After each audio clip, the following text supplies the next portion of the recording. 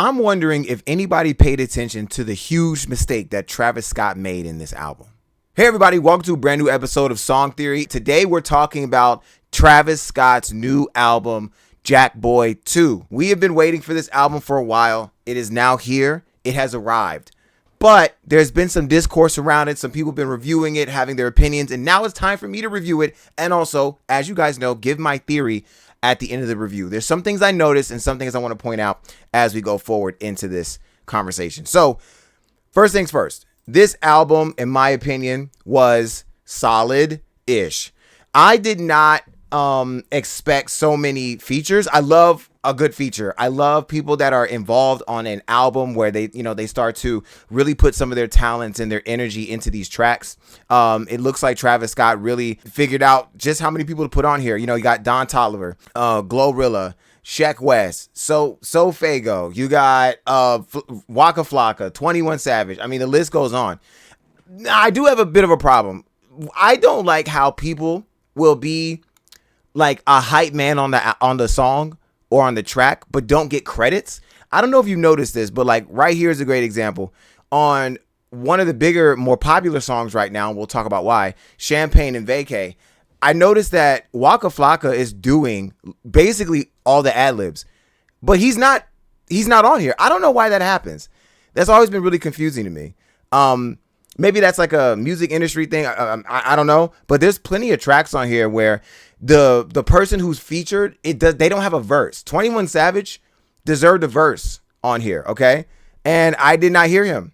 He wasn't there, and I thought that was strange. And so, anyway, I feel like the rest of the album was well produced for the most part. There's some tracks that I thought could have had better production. PBT. I feel like these could have had better production on it. Again, I feel like if you're going to put somebody on the track, let them have a whole verse.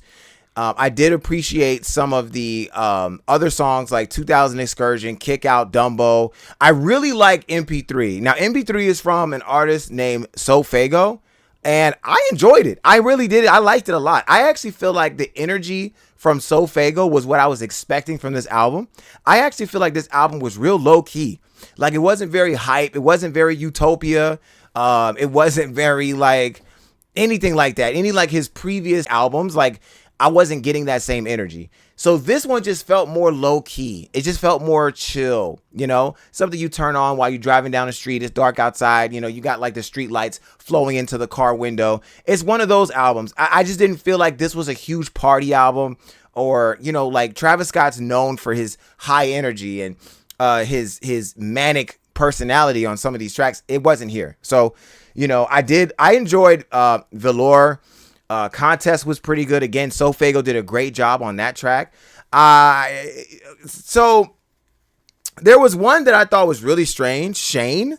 I didn't really know what was going on with that. You know what I'm saying? Some of you guys know that on this track, they just started saying some real funny stuff, right? So let me show you what I'm talking about.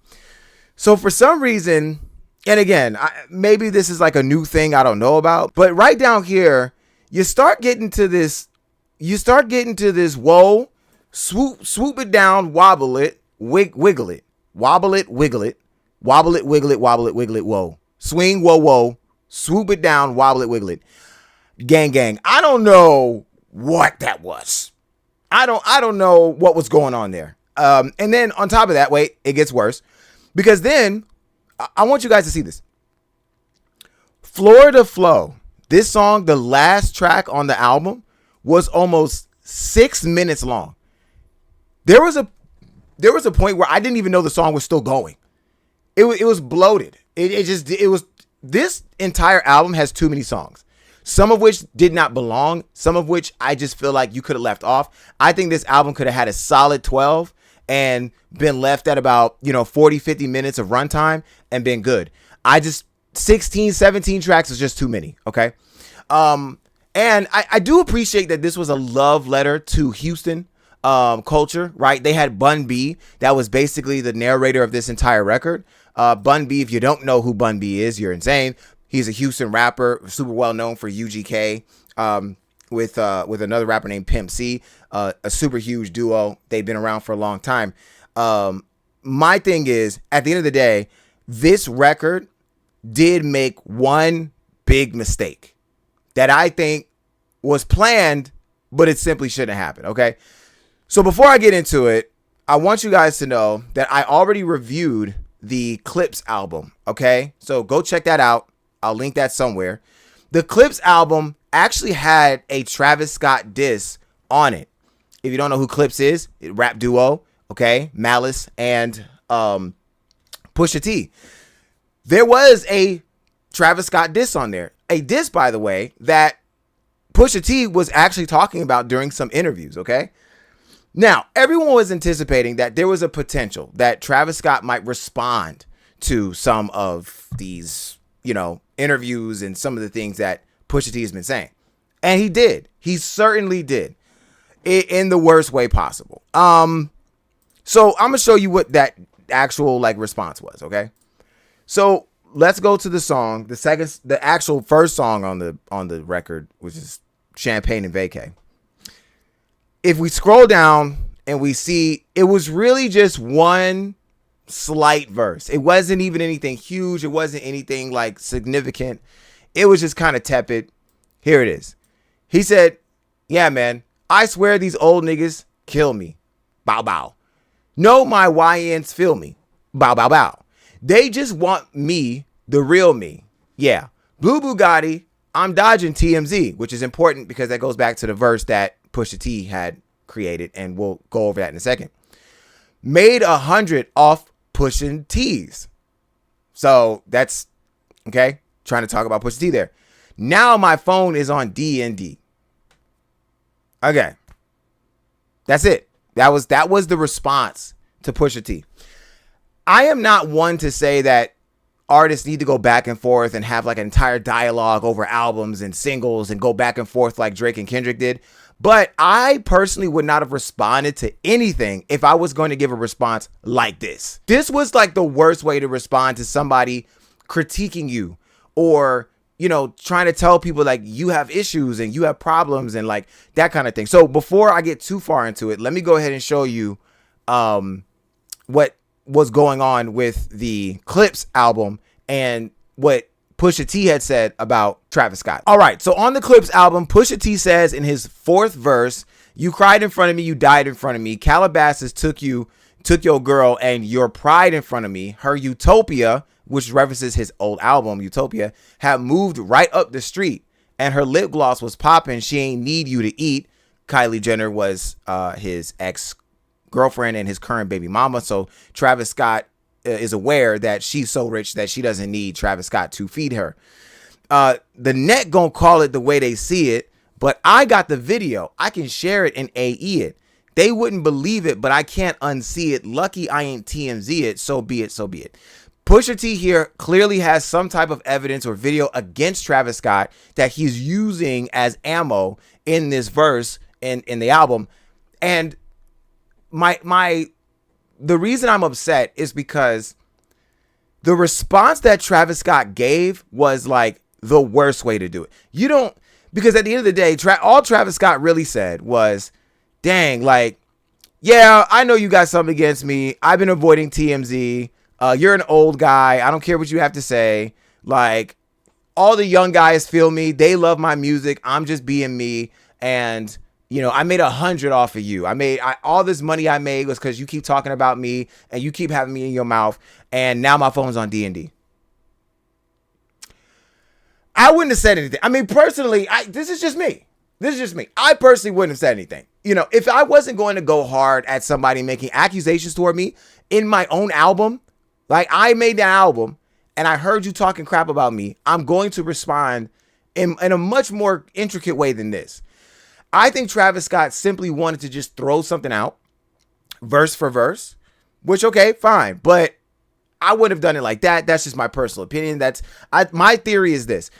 My theory is, and I got to have a theory in every video, every song and album review, all that. I got to have a theory, right? I believe that his label told him not to do it.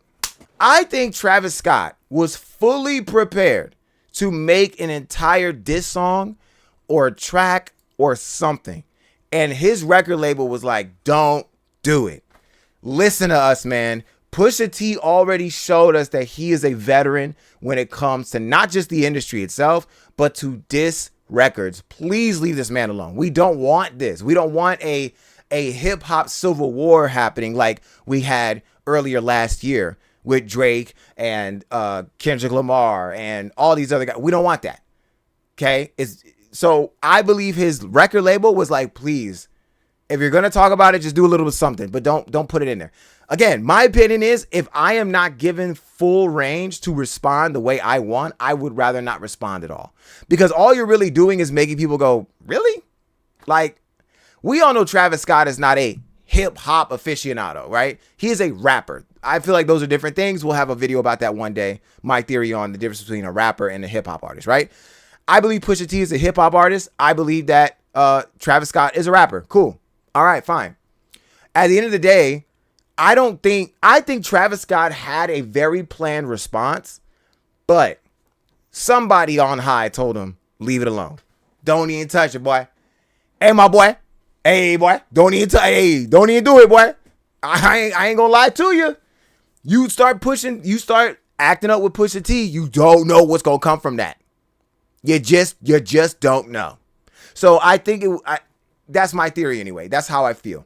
This record overall, this entire album, I would say was okay, I guess. You know, it was average at best. It was average. Now, don't sit here wondering why I don't give numbers for my album reviews and stuff. And like 8 out of 10 or, you know, I give it a B. I'm not going to do all that. Okay. I liked it. It was okay. Middle of the road. You can put a number on that if you want to. To me, I think there were a lot of missteps in this album. And again, my theory is that he had an opportunity to really go much harder on Champagne and Vacay, but he was told not to. So what he did choose to put in there was just a little something. It was tepid. And I do believe this. Here's my other theory. Okay.